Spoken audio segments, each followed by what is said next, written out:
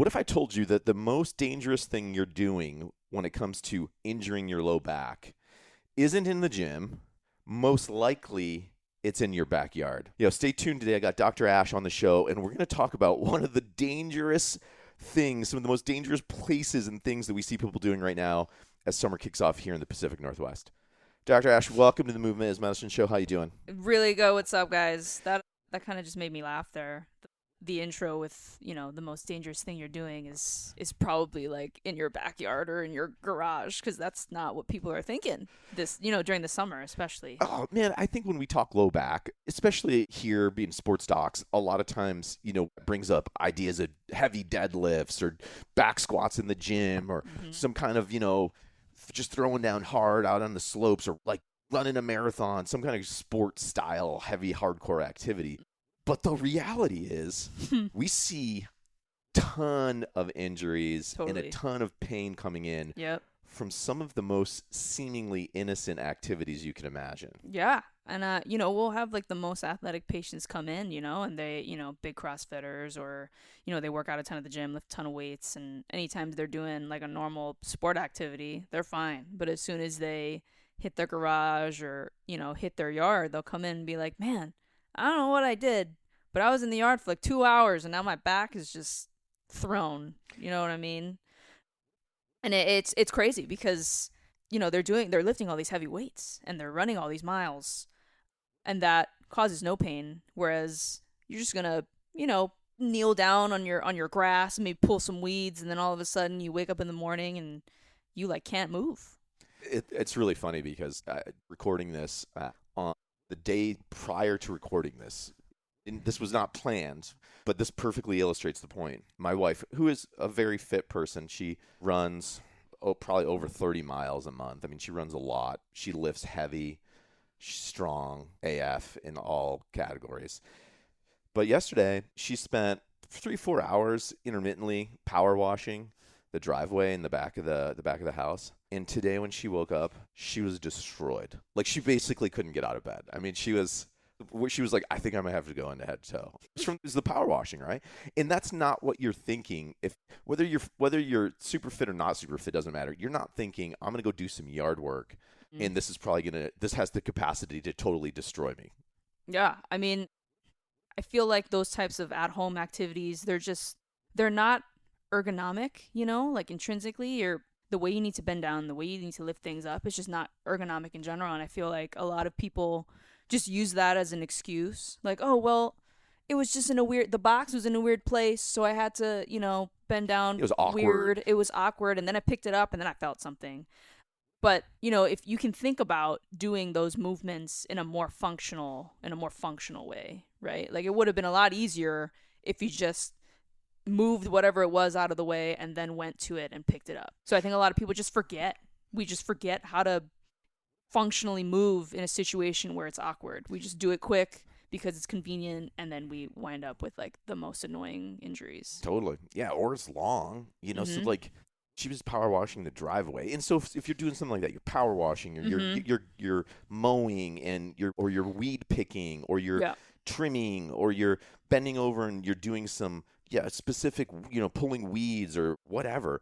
You might do that. You're now doing this like this repetitive motion in this weird, like kind of semi-hunch type rounded spine, kind of bent over type thing.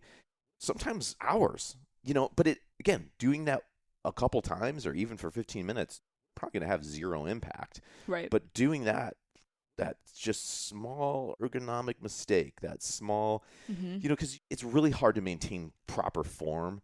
Right. For like long periods of boring, repetitive tasks. Totally. You just get out of thinking about it. And, a lot of people will come in, and I'll say that to them. It's a stressful, repetitive movement. And they'll say, well, the yard's got to get done at some point. And I'm like, I understand that. I get it. The grass needs to be cut.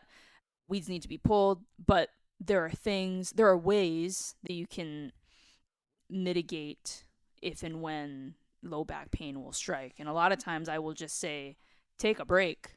Don't power wash, don't weed, don't mow for 2 hours in a row. It's similar to the desk worker that we talk about all the time. don't sit at your desk for 2 hours straight. Stand up. Stand up, switch it up every 10 minutes. Same thing for the at-home activities. Exactly. You're sitting at that desk for 4 hours, neck out of position, low back rounded, shoulders forward, staring at that screen.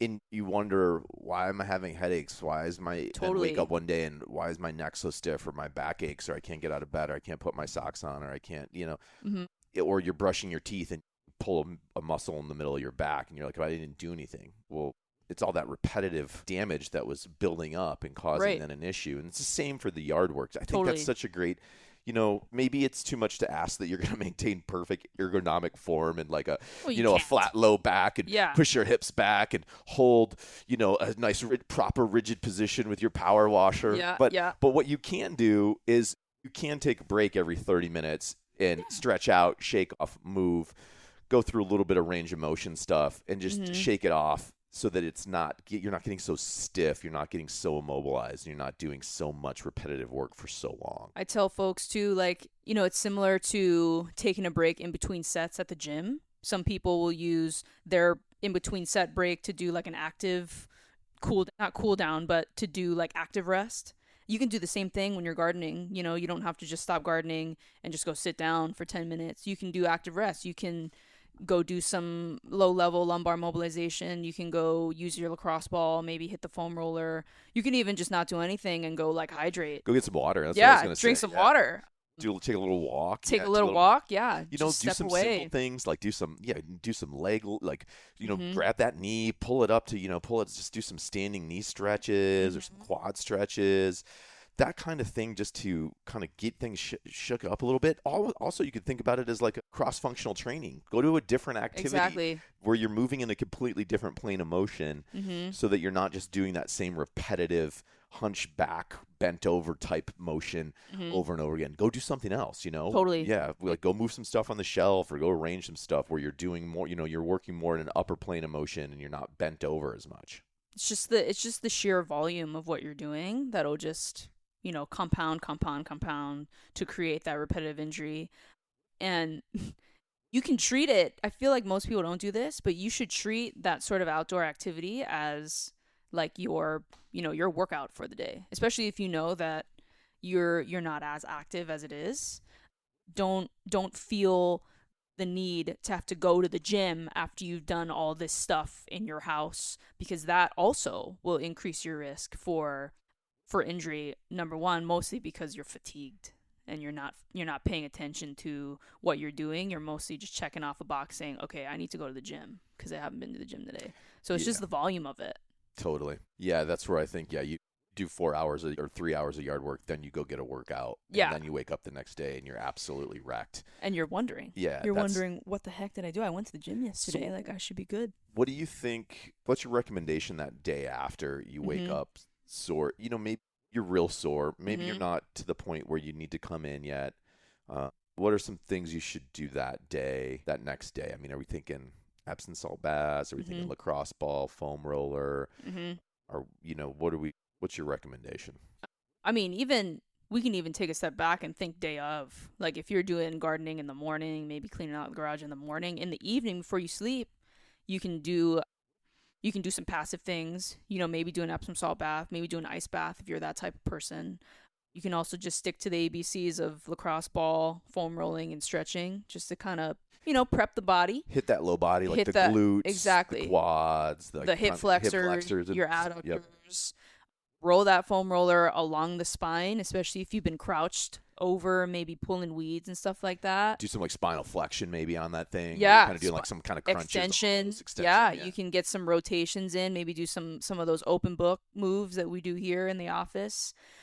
And then, what happens the next day just determines on how much you did the day before. So if you wake up in the morning and even despite doing all that, you still can't move, like you can't roll out of bed or whatever, I mean, your first thing is to give us a call. And then if you're anywhere on that spectrum where it's not feeling as bad, movement is always going to be your best friend. So don't just sit around the next day, do the same thing. Start with something low level, whether that's passive, foam rolling, lacrosse ball, whatever. Walking is fantastic. I mean, if you're feeling good enough to lift some weights and actually go do your workout at the gym, like that's up to you. but your pain level at that point should be really low. Yeah, definitely walking a dangerous line if you're going to pick up the heavy weights with pre-existing a pain condition. Yeah, I would definitely. If you're going to hit the weights, I think focus on a completely different body part. Totally. And two, maybe look at using it as more of a deload, like an active recovery, like you're using, because sometimes you can use weight to help actually, lengthen things, kind of get better mobility, kind of get yourself in better positions because you're not going heavy, but you're allowing that weight to, kind of extend your range of motion. And so lengthen some things. Yeah, if you go into it smart, that can work. Yeah, but I think it points a really good point there around looking at the right kind of movement based on your level of soreness and pain. I mean, yeah, essentially that's how I tell people to kind of guide their decision making. It depends on how sore you are, which pretty much determine how much you can move. So if you can't move that much and you need some help, that's for us to help with. And if you are a little bit more independent and you can be moving around, then yeah, some of it ties into how quickly you want to get back on your feet. Sometimes it's that coming in almost like a quick tune-up. The way I would look at that style, is most likely you come in and that single treatment's going to go a long way to speeding up, because it's not like you have a chronic condition that we're mitigating. We're not dealing with a big injury. We're not dealing with a rehab situation. We're dealing with an overuse scenario. And so there's some really quick hits that we can get, some quick wins we can get if you come in for a session. Yep. Where that can speed up that recovery and getting you back into your workouts. And so instead of 3 days or 4 days out of the game, you come in, we can get you retuned and get you back at it. I mean, that's a good point. I think it's always safer to just come in regardless, even if you are feeling okay. But like you said, it does speed up that process of getting better, and it also you're not prolonging anything if you wait. And that can oftentimes happen too. I always regret it when I don't just come in right away. I was doing heavy back squats last week, and I felt this weird, this kind of weird. It wasn't like a pulling sensation. I don't even know how to describe it. It felt like a hot sensation maybe in kind of my left upper glute area. And I'm smart enough now, when I feel something weird, I just call it for the day. I'm just going to call it and see how it goes. But I was sore. It hurt. I mean, it was whatever. It was whatever that heat pull thing was. I mean, I'm still a week. So now a week later, I haven't touched anything low body because it's been. And so that's when I was like, oh, should I just go in? And then I was like, nah, it'll probably resolve itself, right? And the problem is, will eventually a lot of times resolve itself. But again, 2 weeks later, I mean, so why not just. I just always regret it when I don't come in. It just always speeds things up. Why not? Yeah. Come in? And especially if you know that you are not going to make the conscious decision to do stuff to help it, then have somebody else do it for you, and then you're safe. Yeah, self-assess, and if you're not the best at self-care routines, then just get the work done. Have somebody do the work for you. That's right. Exactly. Give us a call. That's right. So, well, Dr. Ash, thanks for being here, and really pay attention to those yard work, those gym, moving stuff around in your garage, not just the gym, but all those other life activities that you do that can really be quite dangerous and put you in a spot where you can get hurt. If that happens, we're here for you. And hopefully you got some great applicable, easy to implement tips that you can use to prevent that from happening this summer as you're out sweating and making that yard look so glorious and great. Yep. Be smart, be safe out there, guys. All right. Chat later.